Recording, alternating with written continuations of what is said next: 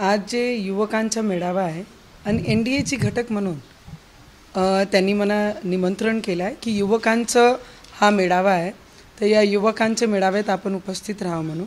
आणि युवकांना येणारं भविष्य काय आहे, आपण कशाला काय केलं पाहिजे, त्याच्यासाठी हा मेळावा आहे. तर त्याच्यासाठी कशाला नागपूर म्हणजे मेळाव्यामध्ये कशाला व्यासपीठ भाजपचा आहे, तर आम्ही त्यांच्यासोबतच आहे. पहिलेही होतो, आजही आणि उद्याही राहणार आहे. बाकीचे घटक पक्ष आहेत का तुमच्यासाठी? कारण ती फक्त भाजपची प्युअरली भाजपची मीटिंग आहे. मी आपल्याला एवढंच सांगू शकते की मी त्या मंचावर आहे. कोणता पक्ष दुसरा आहे नाही आहे तो माझा सब्जेक्ट नाही आहे, पर मी त्या मंचावर बसणार आहे आणि युवकांसोबत त्या कार्यक्रमामध्ये काय काय होत आहे, कशा मार्गदर्शन युवकांना आहे, ते सगळं मी सुद्धा पाहणार आहे. काल अजित पवार अमरावतीच्या दौऱ्यावर होते आणि या दौऱ्यादरम्यान आनंदराव अडसूळ आणि त्यांची जवळपास 20 मिनिट भेट झाली अमरावती लोकसभा मतदारसंघावर. अडसूळांचा देखील दावा आहे, कसं पाहता या भेटीमागे? हे मैदान नवनीत राणाचा एकट्याचं नाही आहे. हा मैदान सार्वजनिक असते आणि बाबासाहेबांनी दिलेला अधिकार आम्हाला जी आहे ते कोणी येऊ शकते, कोणी लढू शकते, कोणी आपली मागणी, कोणी आपले डिमांड आपल्या पक्षासमोर ठेवू शकते. मी लढणार आहे एवढं नक्की आहे. 2014च्या निवडणुकीमध्ये तुम्हाला स्वतः राष्ट्रवादीवर तुम्ही निवडणूक लढलात.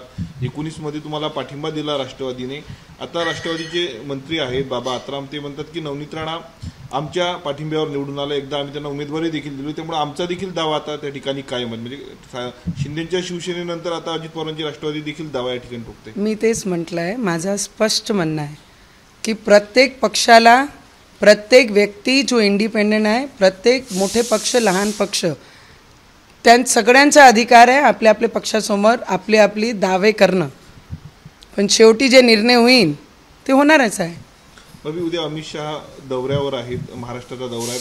अकोल्यामध्ये ते 5 जिल्ह्याची आढावा बैठक घेत आहेत. तुम्ही जाणार आहेत? कारण चर्चा आहेत भाजप प्रवेशाच्या, भेट वगैरे घेण्यासाठी तुम्ही जाणार आहात का? मी सुद्धा तुमच्याच माध्यमातून हे सगळी गोष्टी ऐकताय.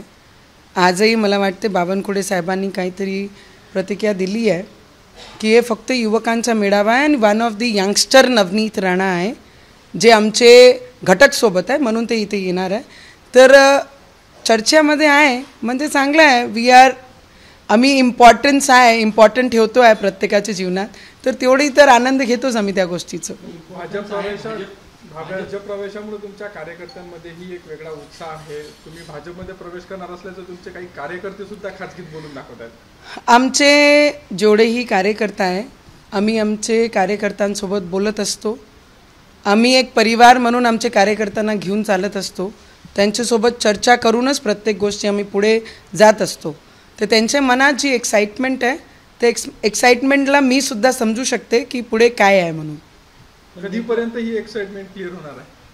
माझी एक्साइटमेंट प्रत्येक दिवशी मी काम करत असताना प्रत्येक दिवशी एक नवीन एक्साइटमेंट मी घरातून बाहेर निघते आणि त्या एक्साइटमेंटसोबत मी काम करते.